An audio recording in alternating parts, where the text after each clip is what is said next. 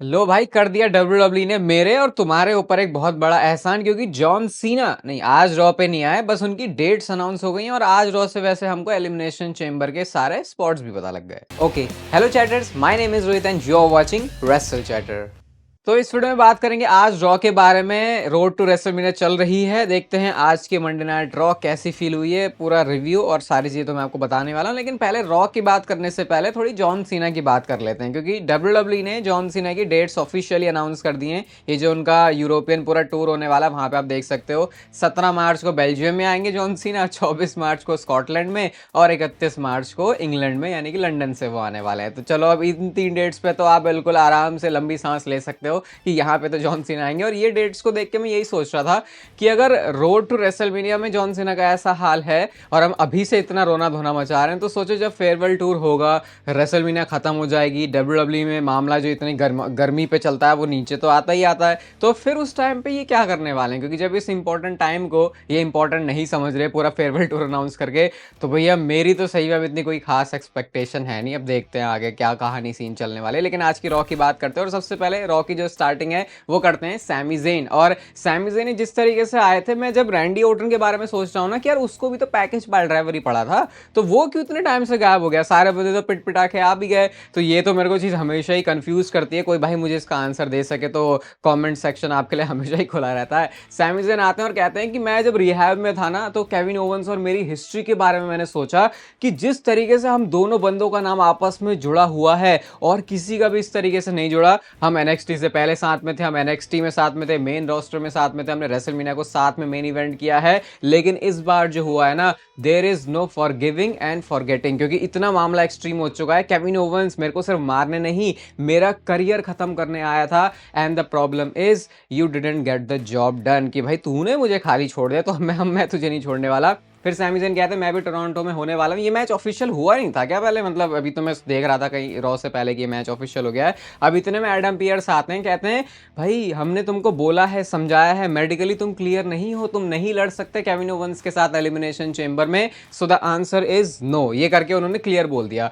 अब Sami Zayn कहते हैं भाई एडम पियर्स, तू मुझे जानता नहीं है क्या? तू मुझे WWE से पहले से नहीं जानता क्या? मैं किस किस्म का आदमी हूँ? WWE से आने से पहले भी तू मेरे से केविन ओवेंस से अच्छे से अवेयर है, तो तुझे पता होना चाहिए। और मैं तुझे बता देता हूं कि जब तक तू हाँ नहीं बोलेगा, मैं इस रिंग से तो बिल्कुल भी नहीं जाने वाला। तो सैमी ज़ेन पूरा लट लेके पड़ गए थे एडम पियर्स के पीछे। अब यहां पे इन्होंने क्या इंटरेस्टिंग बनाई है सिचुएशन। एडम पियर्स कहते हैं कि देख, अब अगर ऐसा ही है तो इस मैच में कोई रूल्स नहीं होने वाला, तू जीता तो जीता, तू हारा तो हारा, it could be the very last match of your career. ये करके वो सैमी ज़ेन को वॉर्न कर देते हैं। और सैमी ज़ेन कहते हैं मुझे सब पता है, मैं भी ऐसे ही बुरी तरीके से मारने वाला हूं।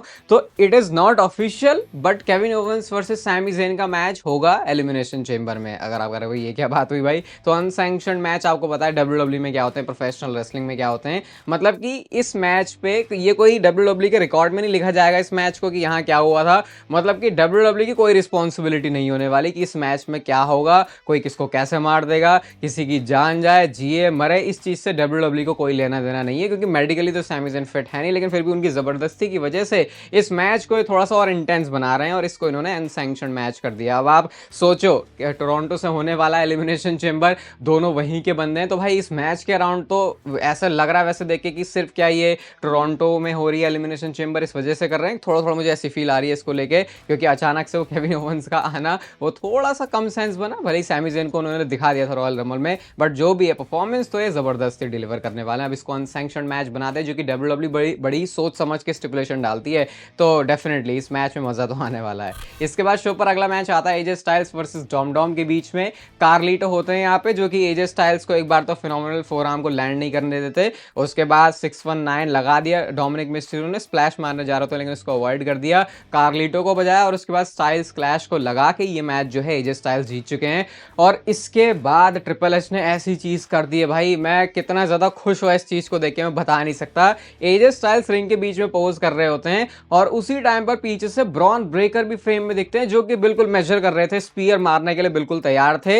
एजे स्टाइल्स ने देखा, एजे स्टाइल्स हट गए और भाई वो कड़क वाली जो स्पीयर है वो बेचारे डोमिनिक मिस्टीरियो को पड़ जाती है। इसके बाद एजे स्टाइल्स ने उनको मारा और रिंग से बाहर भगा दिया। और उसके बाद जो हमने एक दूसरे को आंखें ताड़ना देखा है एजे स्टाइल्स और ये ब्रॉन ब्रेकर का, एक तो उन्होंने वो जो अपनी टी शर्ट फाड़ फूड़ के वो भी फेंक दी और ऐसी फेंकी कि वो बिल्कुल एजे स्टाइल्स के ऊपर जाती है, वो भी बड़ा फनी सा लग रहा था। बिल्कुल दोनों एक दूसरे को गुस्से में देख रहे थे। और फिर ना एजे स्टाइल्स बेल्ट उठाने के लिए भी जाते हैं, इंटरकॉन्टिनेंटल टाइटल वो रिंग में रह गया था। जैसे ही ब्रॉन ब्रेकर ने देखा एकदम लपक के ले लिए, जैसे बचपन में हम अपने कजन के साथ या फिर सिबलिंग्स के साथ हम कोई खाने की चीज़ पहले पकड़ लेते हैं ना, वैसे ही करके मुझे लगा। तो अब ये तो क्लियर ही लग रहा है कि एजे स्टाइल्स और ब्रॉन ब्रेकर का इंटरकॉन्टिनेंटल चैंपियनशिप के लिए मैच करने वाले हैं।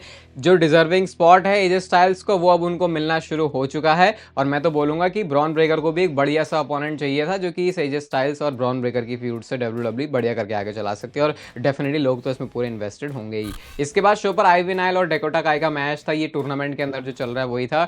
जीटीके अपना फिनिशर लगा के डेकोटा काई मैच जीत गई हैं। और जो वैसे भी ओरिजिनली इस टाइटल के लिए फाइनल्स में मैच हुआ था वो मैच दोबारा होगा जहां पे लायरा वाल्किरी अपनी चैंपियनशिप को डिफेंड करेंगी। इसके बाद शो पर आते हैं गुंथर। और गुंथर इस बार पूरे जे ऊसो के स्टाइल में एंट्री मारते हैं। आप बोलोगे हैं भाई जे ऊसो के स्टाइल में एंट्री, मतलब किसी ने उनके लिए हीट नहीं किया, ना जे ऊसो का थीम सॉन्ग बजा, लेकिन गुंथर थोड़ा सा फील करना चाहते थे, अपने पूरे रोस्टिंग मोड में आए थे गुंथर कि कैसा लगता है जब जे ऊसो अपनी एंट्रेंस करता है। कहता है करो करो ईट करो, very simple gesture for very simple people. कहता है तुम लोग इतना ही तो तुम्हें समझ में आएगा, तुम लोग मेरे लेवल पे ही कहां हो। और इसके बाद जो एक लाइन ड्रॉप करते हैं, गुंथर कहते हैं कि तुम्हारे सामने परफॉर्म करना ऐसा है जैसे कि reading Shakespeare to a dog. जब उन्होंने ये बोला भाई क्राउड का वहां पे बिल्कुल जीरो साइलेंस। उसके बाद वो बू करना शुरू कर रहे हैं गुंथर को। गुंथर कह रहे हैं भाई कोई ईट क्यों नहीं कर रहा। कहते हैं कि तुम सारे लोगों की वजह से जो तुमने ईट किया ना, जे उसो का कॉन्फिडेंस तुमने फालतू का ऊपर पहुंचा दिया है।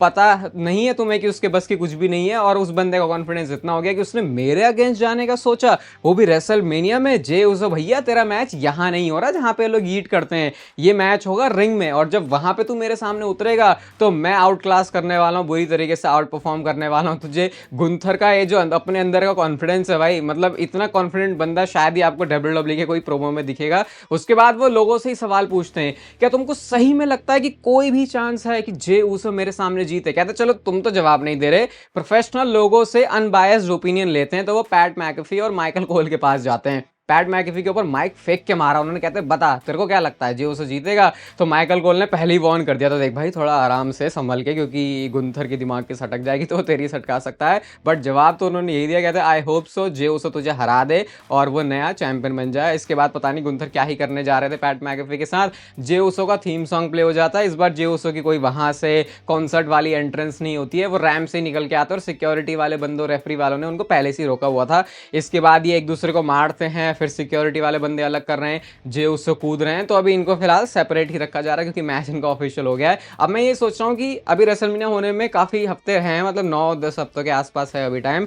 तो ये कैसे हर हफ्ते और स्टोरी लाइन को दिखा सकते हैं कि वहां तक लेके जा सकते हैं। कई बार हमको पता है मैचेस बहुत एडवांस में ही ऑफिशियल होते हैं, लेकिन अब इसमें कितना ही क्या दिखा दोगे, मैं अभी कंफ्यूज हूँ थोड़ा सा कि अच्छा अब क्या, अब तो ठीक है मैच ही कर दो सीधा, क्योंकि स्टोरी तो यही है कि गुंथर को यकीन नहीं होता और जे उसो को लगता है कि वो सब कुछ कर सकता है। उसके बाद बैक स्टेज से कैथी कैली का कैथी कैली इंटरव्यू भी लेते हैं जे उसो का, जहाँ पे वो यही पूछते हैं तुम हरा सकते हो सही में। तो वो कहते हैं कि लोगों ने ना मेरे से रॉयल रमल में एक्सपेक्ट किया था, लेकिन मैंने सबको शॉक किया था और यही मैं रेसलमेनिया में भी करने वाला हूँ। तो अभी देखो फिर अब रॉ तक इनकी स्टोरी कैसे चलती है, क्योंकि मुझे तो लग रहा है हो चुका है। अब इससे ज़्यादा अब क्या ही दिखा दोगे इसमें, तुम शायद फैमिली को इन्वॉल्व कर दोगे, लेकिन क्या।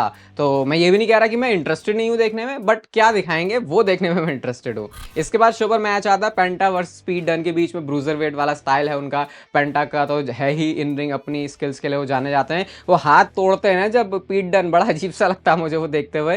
पेंटा ने मैक्सिकन डिस्ट्रॉयर अपना वो सैरो मिएदो भी करने जा रहे होते हैं, लेकिन लुडविग काइजर आ जाते हैं। फिर उसके बाद पेंटा को लगा ऐसे तो मानेंगे नहीं, उन्होंने जो पीट डन है उनको भी फेंक के मारा लुडविग काइजर में। उसके बाद पेंटा ड्राइवर लगा के वो मैच जीत गए। मैच खत्म होने के बाद लेकिन काइजर का अटैक होता है, बट थोड़ा सा आप कह सकते हो कि जो एंड में लास्ट लाफ है स्टैंड टॉल है वो पेंटा नहीं किया क्योंकि वो दोनों के ऊपर डाइव लगा देते हैं। तो ये 3 वे वाली थोड़ी सी फ्यूड बनाने की कोशिश यहाँ पे की जा रही है। इसके बाद अगला मैच आता है एलिमिनेशन चेंबर के लिए qualifying match, Raquel Rodriguez versus Roxanne Perez के बीच में। और यहाँ पे जो नेओमी और बियांका बिलेयर है उन्होंने लिव मॉर्गन को जो है घेर लिया, उसकी वजह से रॉक्सेन ने फायदा उठा लिया और वो ये मैच जीत चुकी हैं और उन्होंने आगे जो है एडवांस कर लिया है। इसके बाद शो पर हमको न्यू डे भी दिखते हैं। अब देखो डब्ल्यूडब्ल्यू कितनी ज्यादा अजीब है, क्योंकि पिछले हफ्ते तो वो चीज दिखी नहीं थी रॉ में, वो ऑफ एयर में चला दी थी उन्होंने, तो पूरा सेगमेंट उन्होंने दिखाया। अच्छे से देख लो भाई, तुम देख नहीं पाए थे ना, क्योंकि पहली पता नहीं रॉ को ऑफ एयर क्यों कर दिया था इन्होंने।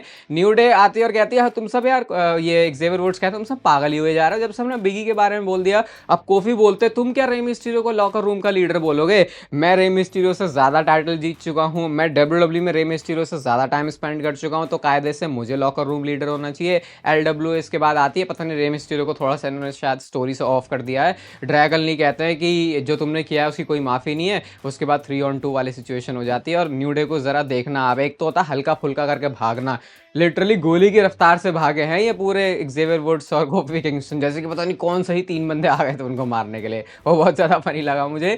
शो के मेन इवेंट में Seth Rollins versus Finn Balor का मैच था। जो भी बंदा इस मैच को जीतेगा वो एलिमिनेशन चेंबर के अंदर घुस जाएगा। मैच शुरू होने से पहले ही फिन बैलर ने सेथ रॉलिंस के ऊपर अटैक कर दिया और सेथ रॉलिंस वही कांड करने जा रहे थे फिन बैलर के साथ, जिसकी वजह से रोमन रेंस को बेचारे को छुट्टियों पे ही जाना पड़ गया। और वो था कर्ब स्टॉर्म, जो कि स्टील स्टेप्स के ऊपर मारा था उन्होंने फिन बैलर को। हालांकि वो लगा नहीं पाते हैं। बकल बॉम्ब में जब भी लगाते हुए देखता हूं ना सेथ रॉलिंस को, और जब वो फिन बैलर के ऊपर लगता है, वो समर स्लैम की याद है 2016 की ताजा हो जाती है, जिसकी वजह से इंजरी हो गई थी फिन बैलर को और टाइटल उनको रिलिंक्विश करना पड़ गया था। एक शार्प शूटर उन्होंने लगाया, पेडिग्री उन्होंने लगाई और रेफरी ने पता नहीं क्या कर दिया यहाँ पे। वो पिनफॉल तो करते हैं लेकिन रेफरी ने काउंट नहीं किया उससे, और ना फिन बैलर ने किक आउट किया। मेरे हिसाब से तो ये बॉश था और इतना क्लियर दिख रहा था, इतना एविडेंट था कि वहां पे रेफ यू सक के चैंट लग रहे थे। इवन सेथ रॉलिंस ने रेफरी को देख के ऐसे भी कर दिया था, ताकि वो भी एक्नॉलेज कर रहे थे कि भाई वो आया, कुछ तो गड़बड़ हुई है। इसके बाद सेथ रॉलिंस के ऊपर कोडिग्रास फिनिशर उन्होंने लगा दिया, बट पिनफॉल किया तो पता नहीं कैसे उसको सेथ रॉलिंस ने खुद ही काउंटर कर दिया।